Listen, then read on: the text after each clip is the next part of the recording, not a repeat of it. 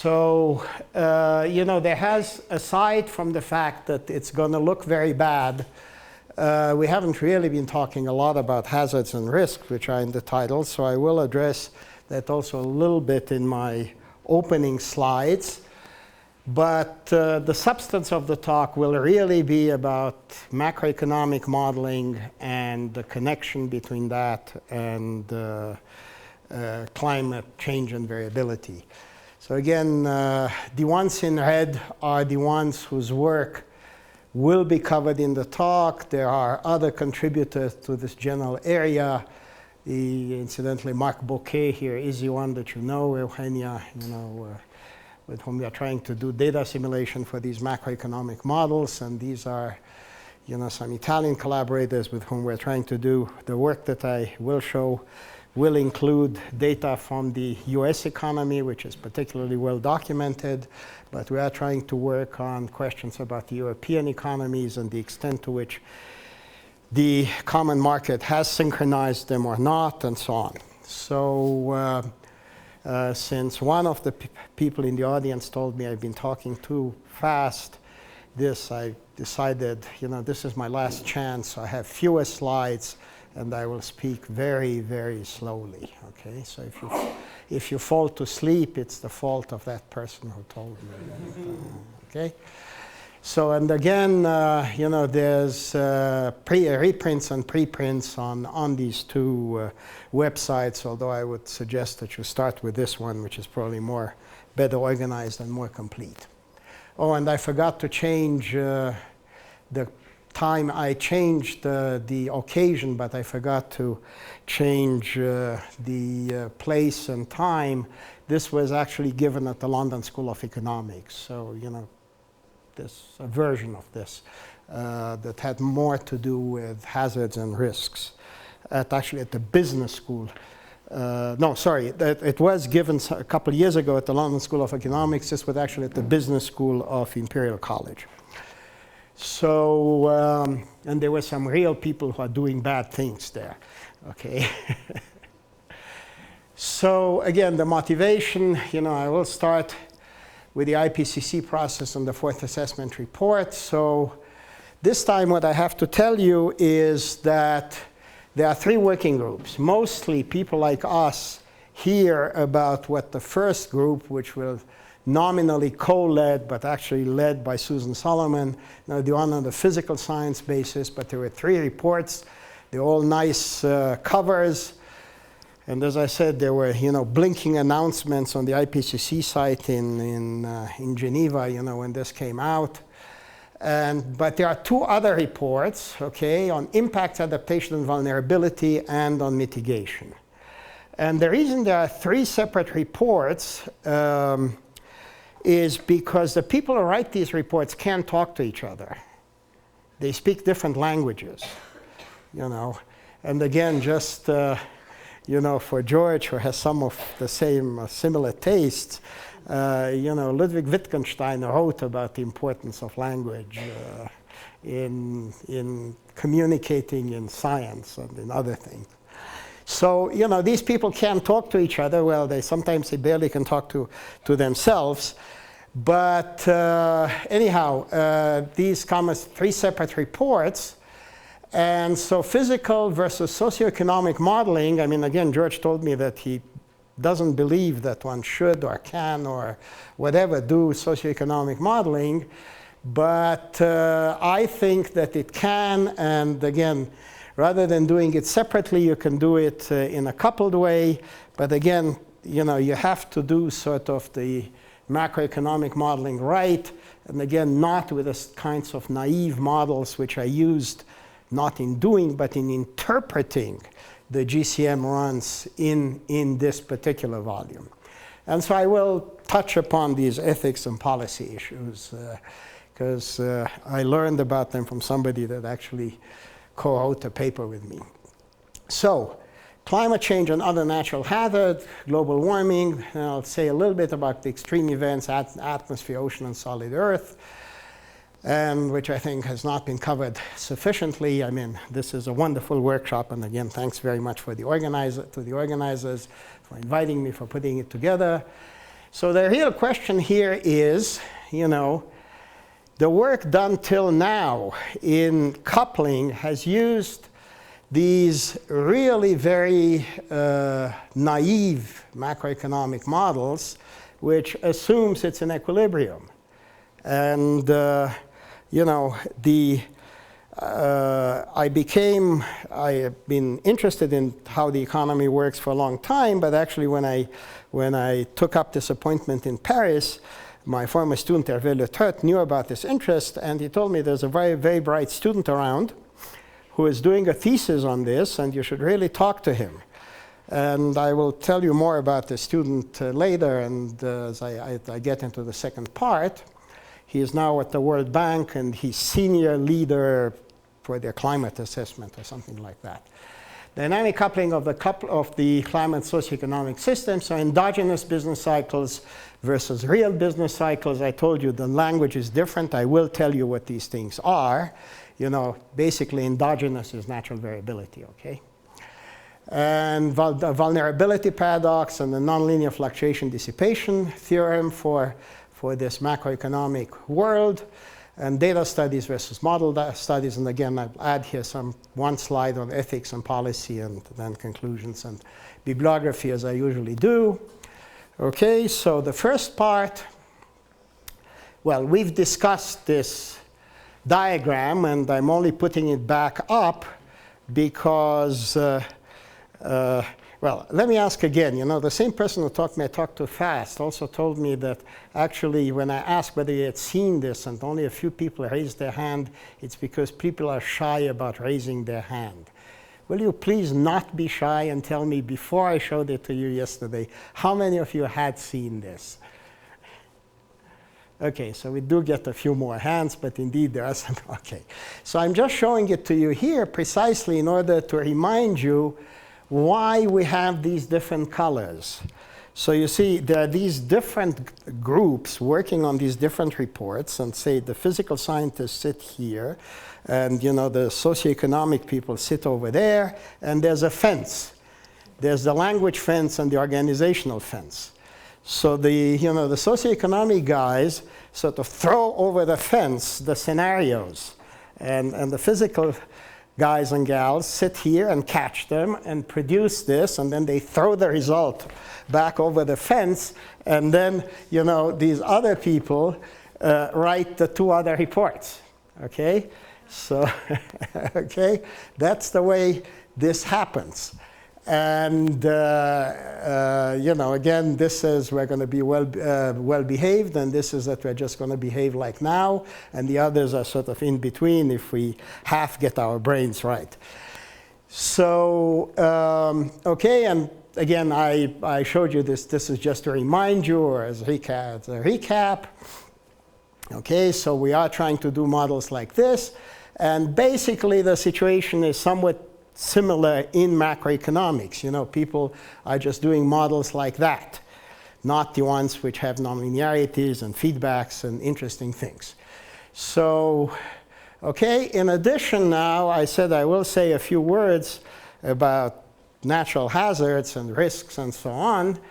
This is, again, a very well-known diagram for people who work at this interface. Munich Re is one of the reinsurance companies. Reinsurance companies are companies that insure the insurers. So there's Munich Re, there's Swiss Re, there's Lloyd's of London. Actually, I have a former student at Imperial College who now works at Lloyd's of London and so on. So these people are very interested in natural hazards because they have to be very big in order to reinsure the insurers. And actually they sponsor an institute in the Bermudas, and I once got invited but couldn't go, and an associate of mine at that time, who's now at Lamont, went, and he told me that it's very interesting speaking to these people. They pay for the meeting, they pay very well. They sit at the 5-star hotel where the water is actually warm and so on. And they sit in the first row, and not only don't they say anything, but they don't even ask questions. because they're afraid that the competition, from the question they're asking, they're going to figure out which way they are thinking. Okay? So this is a somewhat different world, but it does produce something like this. So this is Geotopics 2003. And these are just the catastrophes, okay? Not how much they cost. And this is just to give you an idea, earthquake, volcanic eruption, windstorm, flood, others. There does seem to be an increase in their number. Well, that is truly odd because, there's no way that we are affecting the planet quite enough in order to increase, the number of earthquakes. So I think that this is just that we have better reporting. Not with fracking. Pardon me? Fracking is... Well, yeah, but those are pretty small ones. I mean, these, I don't think that they register magnitude 2 or 3 or things like that. One in Washington, 5 point something. Well, okay, 1, yeah, okay. Fine. So then the next thing is that the cost, the cost of these has clearly been going up. But that is probably more a matter of, insurance contracts having gone up. I will come back to that later. Yeah, well, just more goods. And, this is, again, one of the things about the rich and the poor that Eugenia was talking about. In developed countries, typically, an earthquake will cost a lot of money, but not kill a lot of people. In a less developed country, like Armenia, it will not cost a lot to insurers, but it will cost a lot in lives. Yerevan and Bam and so on. Okay, so we don't live in a just world, but, I don't think that we're going to fix that. The people here are the best to fix that. Okay, so a few fashionable extremes. There's more and more talk about the extremes. There's extreme pizza. There's a rock group actually from a couple decades ago called the Extremes. This was the cover of Time magazine, Locked and Loaded, The Secret World of Extreme Militias. And this was actually an exhibition at a very nice museum in Paris, Museum of Photography, around the extreme, okay? So, and there are many more examples. Again, Lenny Smith is one of my favorite people, has one on extreme ironing. There are people who are taking iron boards into base jumping or delta planing or things like that, okay? So I did actually, as soon as I got to Paris, I sort of got called up by the European Commission, which does business a little bit differently from the US agencies with which I was familiar before. And they did the rough equivalent of the science basis and then the call for something on the precursor of the current European Research Council called NEST, New and Emerging Science and Technology, and they decided that tackling complexity in science be a good theme. So I led the program like this called Extreme Events, Causes and Consequences. And it had quite a few partners, although not a lot of money for all those partners.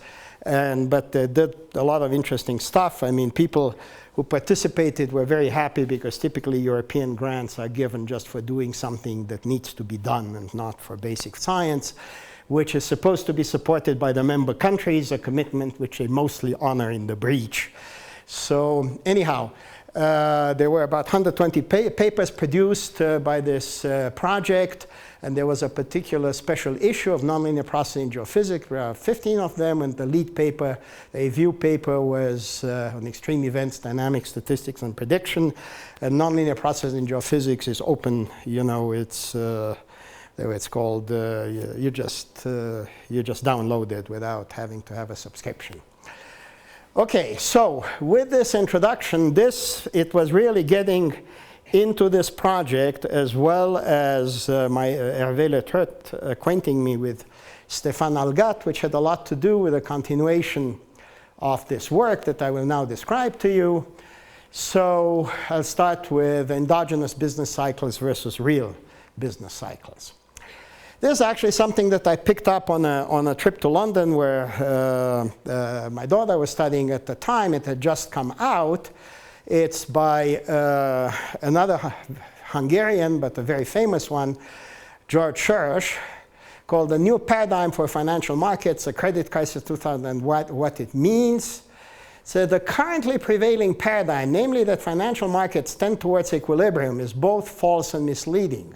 Our current troubles can be largely attributed to the fact that the international financial system has been developed on the basis of that paradigm. So, you know, this whole field of financial mathematics, which has blossomed into teaching programs and even departments at leading universities and so on, is based on very flawed assumptions. So again, you know, the science that you do does occasionally matter. It did make a lot of people rich, but it also made more of them poor. And it's interesting that a guy like Soros, I mean, you know, who made his money by gambling against the pound and other, you know, terrible things, has now been doing a lot of good stuff. And one of them is this statement. But, you know, we had been doing this work for a number of years. We didn't really wait for him to state it, but this is just support for the fact that maybe the paradigm is shifting. So, since I don't expect that there are a lot of people here who know about economics, I will first of all talk about economics in general. So there are basically 3 economic subdisciplines. You know, it is true that economics is popularly called the dismal science. But it's very interesting that as opposed to us, you know, who are not listened to by decision makers, economists are listened to by decision makers. And whether that's a good thing, I don't know. But in any case, there are 3 economic subdisciplines: macroeconomics about national or regional economies as a whole, microeconomics about individual households and firms, and econometrics, which is essentially the methodology of both macro and microeconomics. So typical macroeconomic variables and indicators, the one that everybody knows about is gross domestic product. And of course it has been questioned recently that that's a good measure of well-being of a nation. Production, demand, capital, profits, gross and net, price level, wages, unemployment rate, number of employed workers, liquid assets of banks, companies, nations, etc., consumption, investment, stock. Some of these are in physical units, others are monetary. Some are directly observable as time series, some are not. So, macroeconomic time series.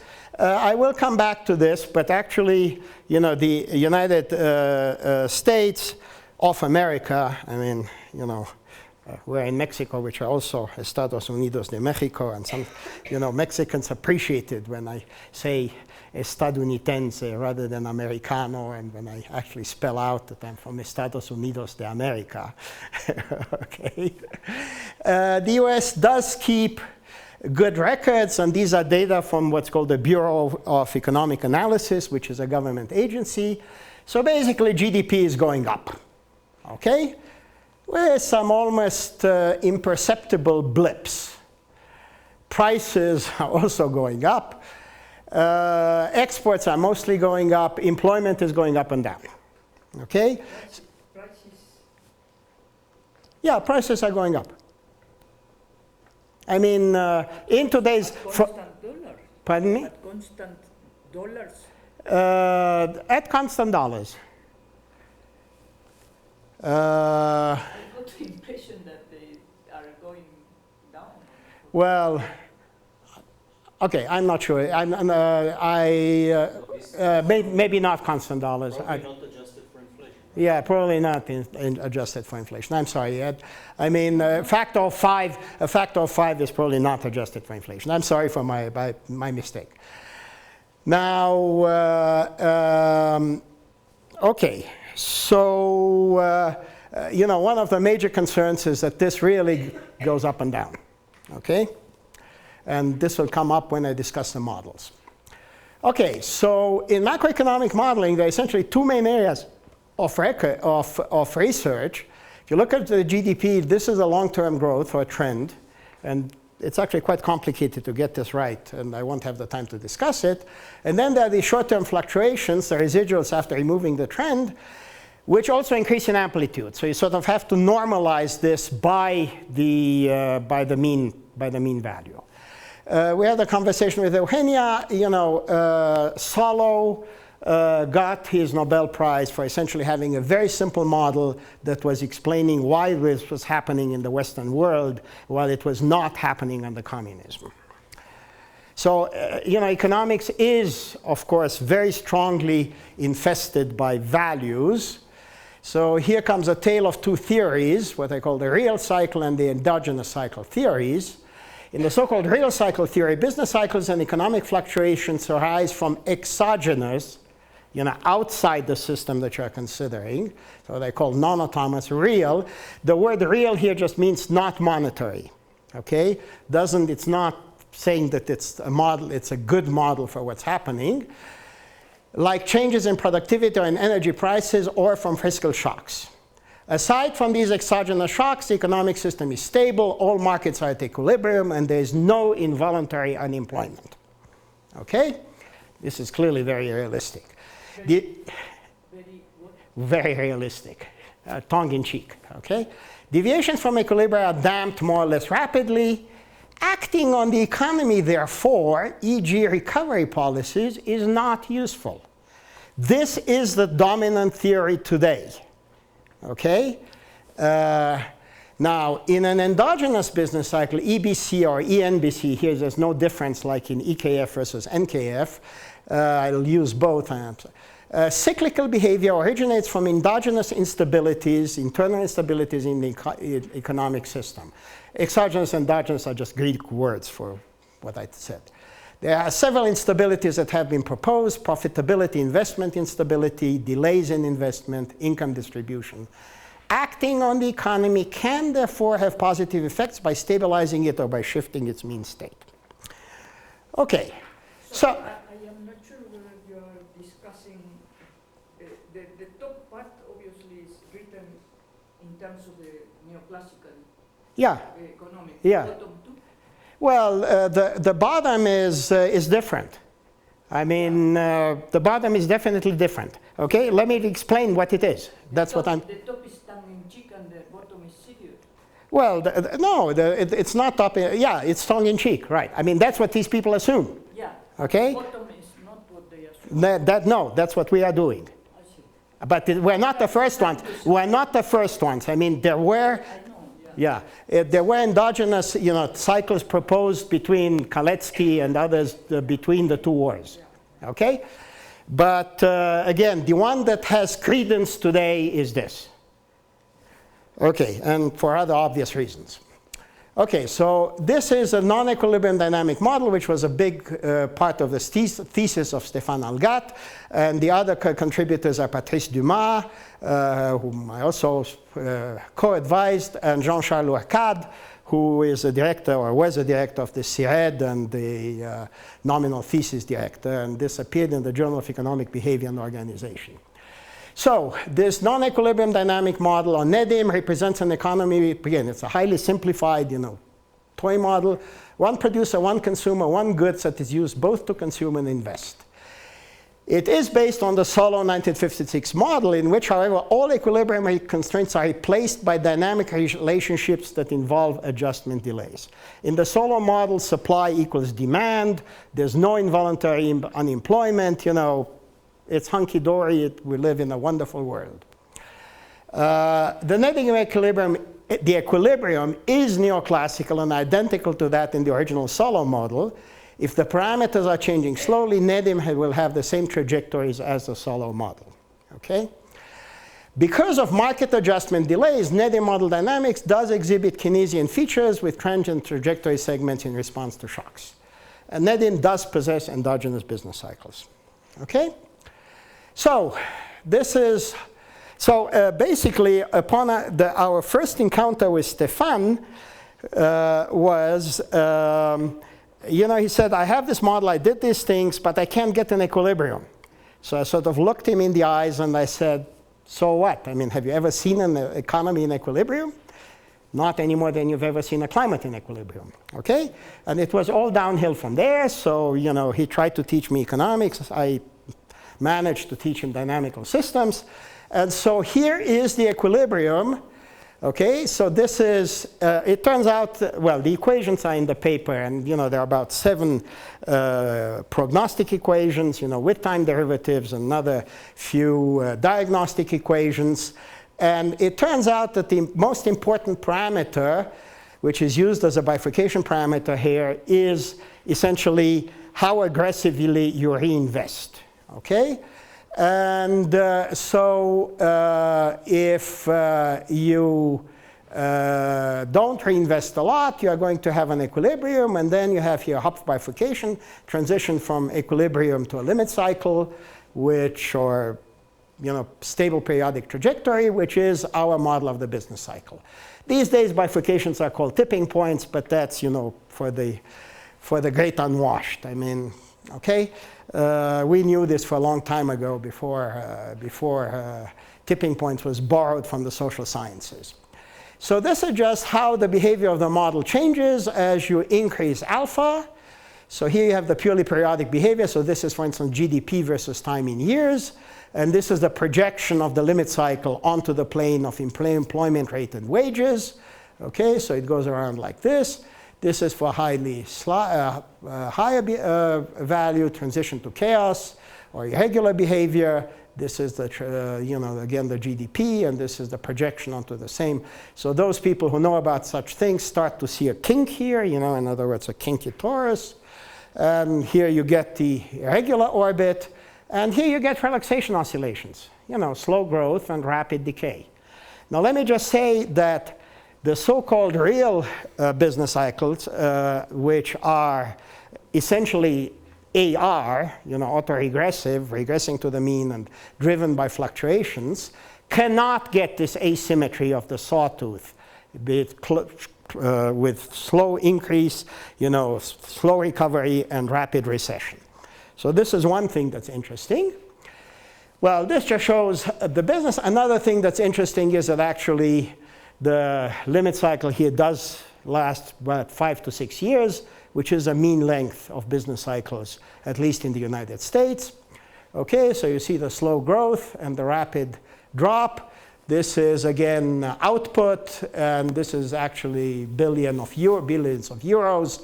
The equilibrium is calibrated on the 15-state European Union. There's a thing called Eurostat issued every year. So the equilibrium is calibrated, but the parameters for behavior off equilibrium are not. Okay, so you see it's about 5 to 6 years. Okay. What is the threshold there? Well, the threshold is you can't keep investing. There is finite resources essentially. See, a big problem thank you very much, Eli. A big problem in economic modeling. We have big problems in climate modeling. But there, as Roberto told you, we have certain energy conservation principles. I mean, there's energy conserved, maybe entropy. There are certain conservation laws. In economics, there's no such things. There's no conservation of money. There's no conservation, So it's even harder. Now, business cycles are here in this model, at least, originate from the profit-investment relationship. And, it's sort of very amusing. I laughed my head off when this guy published the book, The End of History. Okay? I mean, you have to be incredibly naive to think that human nature has changed. And, So, well, what is the profit-investment relationship? Higher profits, more investments, larger demand, higher profits.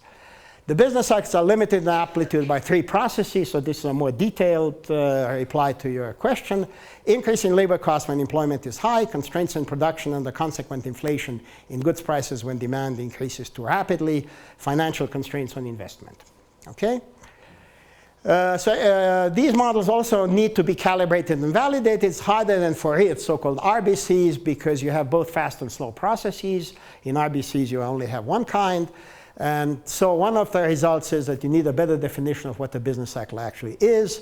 And so we did this. So BA, again, is the Bureau of Economic Analysis, which is a US agency, and NBR, which is much better known, National Bureau of Economic Research, is actually a not-for-profit, okay?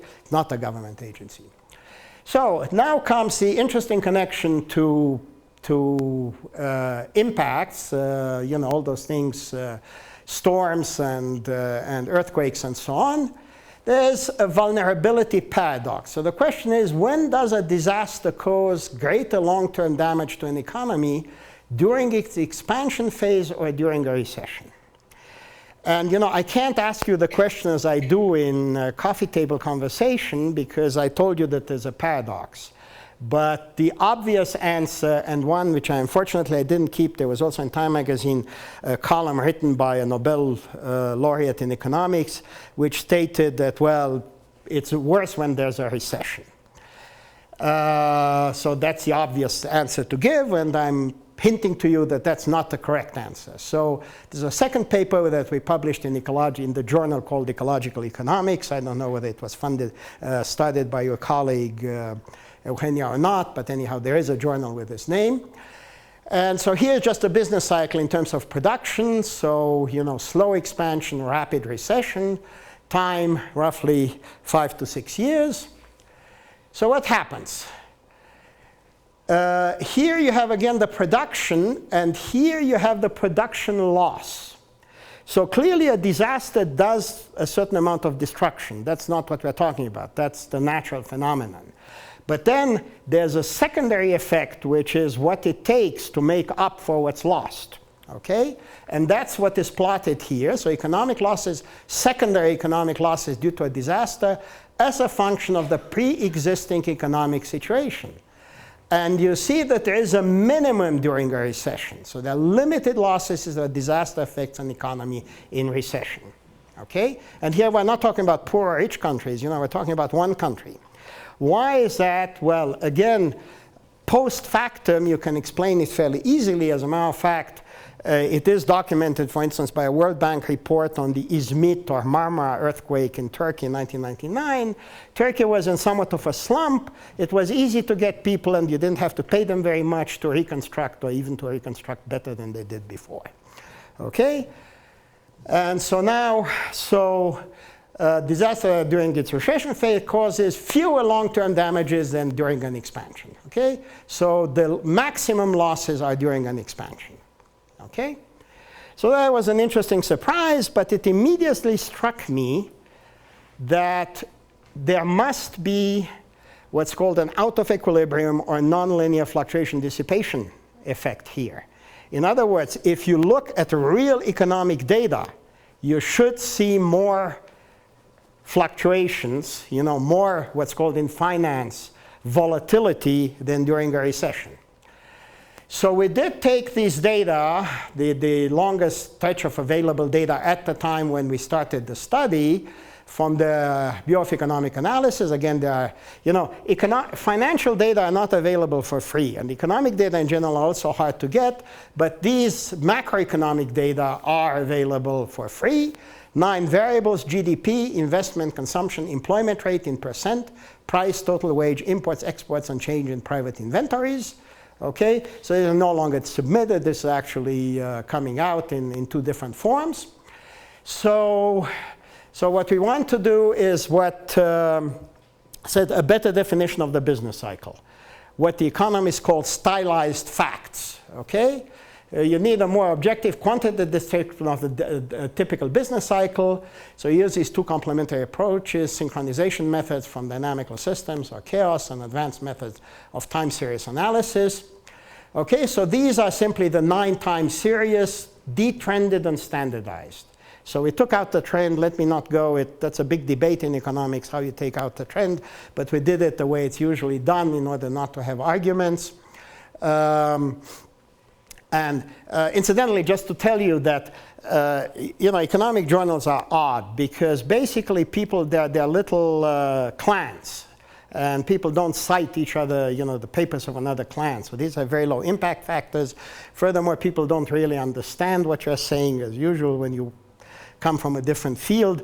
When we first submitted the stuff that I showed you that was eventually published in Ecological Economics, we submitted it to the same journal in which the first paper had been published. And one of the reviewers said, you can't assume this, which was the conclusion of the work in the paper. Okay, that was the review, essentially. Okay, So, there are slight difficulties. So just to tell you that, the vertical bars here are the recessions proclaimed by the NBR. Now, the NBR does not have an objective criterion for when there is a recession. Okay? It is done subjectively, and anyhow. So the top one is just this detrended and standardized, as I explained before, in other words, normalizing by the mean. And the lower one is the leading reconstructed components. Again, I won't have the time to explain. I will have a slide on this, but I won't have the time to fully explain it, but you'll see some of the. So we're doing adaptive filtering, the so-called singular spectrum analysis, which is really a form of adaptive filtering via multi-channel singular spectrum. And the vertical, okay, I told you this.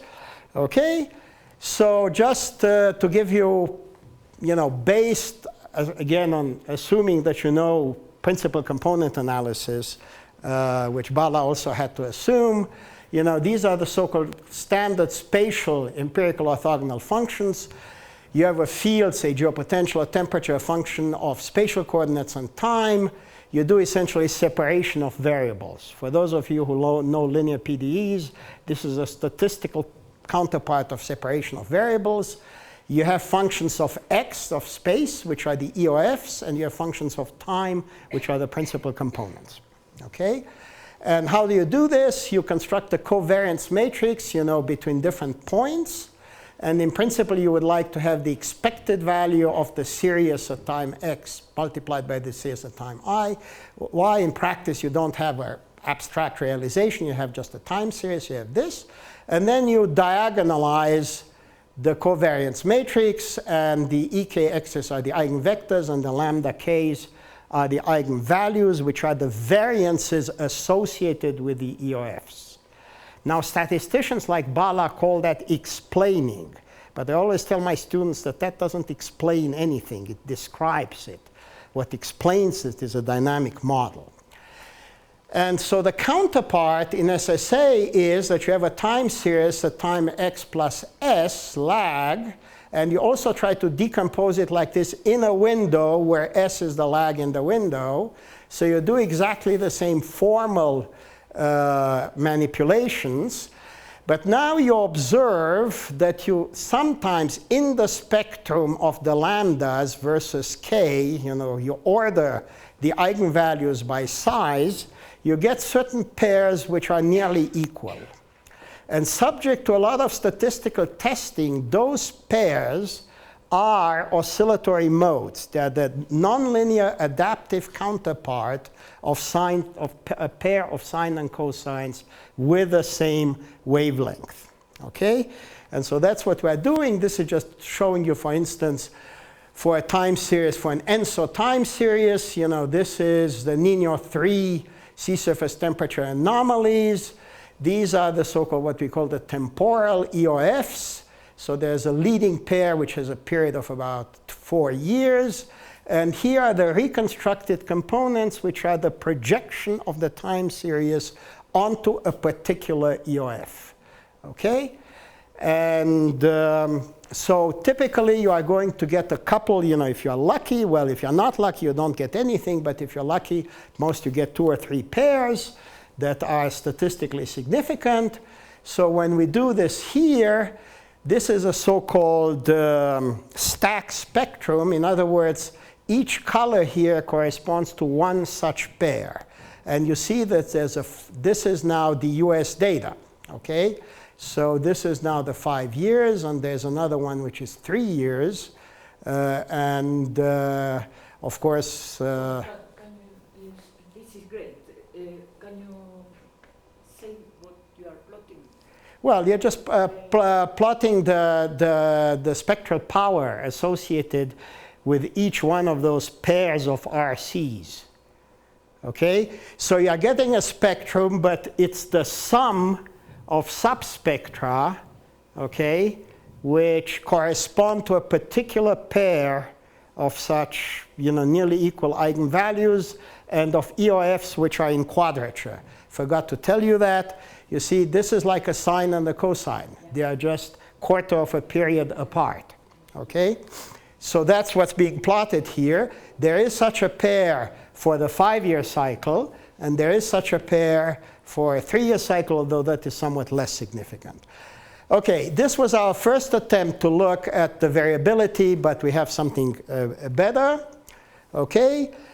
It was actually Ghil and Robert Vautard who, in their paper that is most often cited in terms of multi-channel SSA, although we had done some work earlier with Christian Kepen, anyhow, they defined a concept of local variance fraction over a certain window.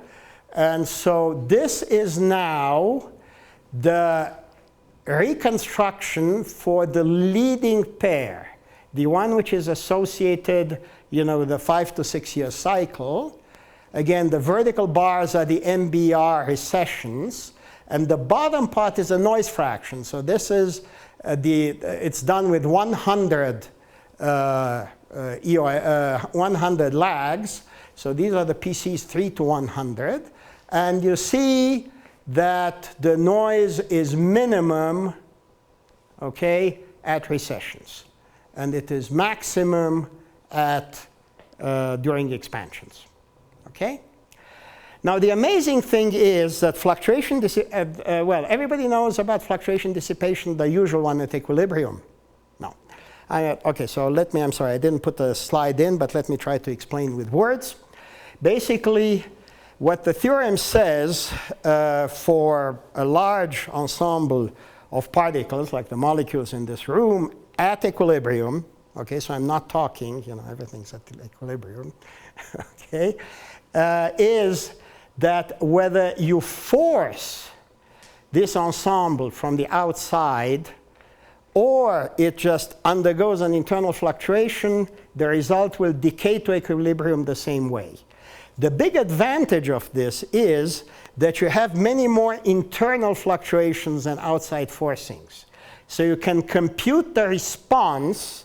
I was talking yesterday about linear response. Okay, you can compute the response from the time series of what's going on, because the decay to equilibrium of internal fluctuations is the same one as for forcing from the outside.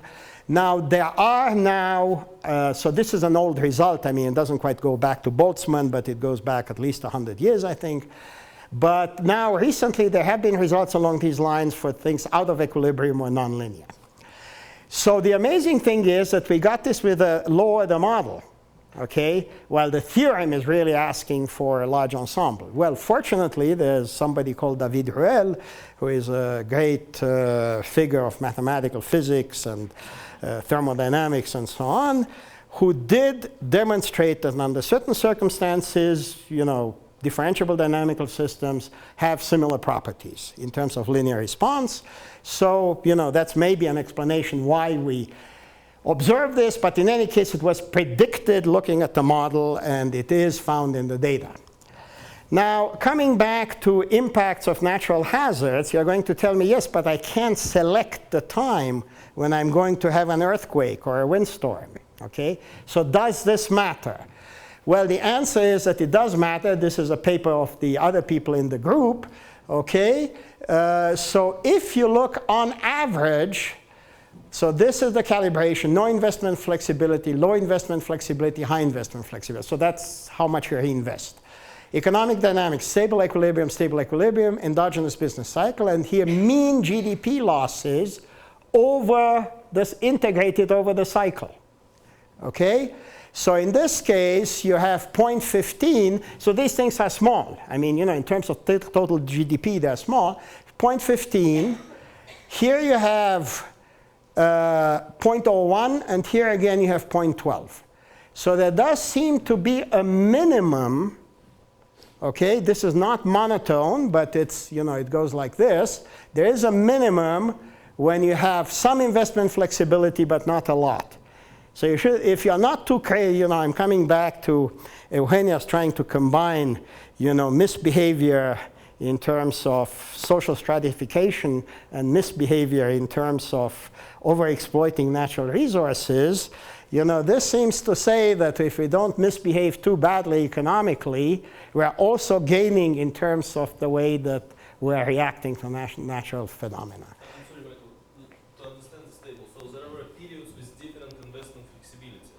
Well, you just prescribed this in the model. No, this is not from the data. I'm back to the I'm back to the model. This is the model. This is just what the model says. No, we don't have data for this. We don't have data for this. Is that the same bifurcation parameter as you showed? Yeah, that's a bifurcation parameter. Shouldn't this be a state variable rather than a parameter? Well, you know, obviously there are many ways. Look, when Stefan was still doing his thesis, and then he actually nominally postdoced with Steve Schneider at Stanford, you know, we're talking about, for instance, just doing two economies. Okay, what happens if you do have imports and exports? But, you know, with Stefan, first of all, he barely saw Steve. I think he saw him once or twice. Second, he gave a talk in the economics department where there are two guys who are waiting for a Nobel Prize for real business cycles, and they wouldn't let him talk for about half an hour. And at the end, he just said, well, okay, this is it, and let me do it, you know, and so on. But, you know, he's now at the World Bank, and, well, you know, we're trying to expand this work in other ways, but that's certainly a legitimate question. So there were really no monetary aspects in the NEDI model. can you explain why, what happens when you have no investment law? I can't. Okay. I can't. It's just a number, okay? So, okay, before the conclusions, okay, yes, conclusions, but I hope that I do, yeah, okay. I have a little bit more on this ethics and policy. This is my normal end of this talk. Conclusions and outlook. Non-equilibrium models are alive and well. They exhibit fairly realistic endogenous business cycles, period 5 to 6 years, seesaw shape. So this is a relaxation oscillation, you know, George. Okay, good phasing of indices. There are shortcomings, obviously, such a small model can't be perfect. They also display a vulnerability paradox. Extreme event consequences depend on the state of the economy. They are more severe during an expansion and a recession. This paradox is supported by consequences of this earthquake that I mentioned. He also looked with some people from RMS, which is a big consulting company for things like this, on the reconstruction process after the two hurricane seasons in Florida. One of these, although I don't remember which, is the one with Hurricane Andrew, which was huge. And indeed, the result was that it was more expensive to reconstruct, not when the primary damage was biggest, but when you were in an expansion, because it's more expensive to get somebody to redo the roof over your house. Although now he has some questions about that result because it might have been biased by other things. Okay? USA economic data tentatively support a nonlinear fluctuation dissipation theorem a la Ruel. Need a better quantitative characterization of business cycles, so we're doing this work on Euro data, okay, with Lisa Sela and Gianna Vivaldo. Near more detailed regional and sectorial models. Again, I didn't have the time to discuss this, but we're using Boolean models on a network to study the economy as a network of businesses, suppliers and clients. Again, there's a reference on that. Well, this bottom line is because I also gave this talk, there's something, the OECD has something called the Global Science Forum, and they were interested in whether complexity science can help decision makers, and they had this thing about unanticipated consequences and further opportunities in the title, so there clearly are. Well, again, back to reality, this is a picture from, you know, the big crash of 29, $100, you know, will get this car, I really need money. This is somebody who didn't jump out the window at that time. Unfortunately, these days, these people don't need to jump out the windows anymore because they're doing just fine, you know.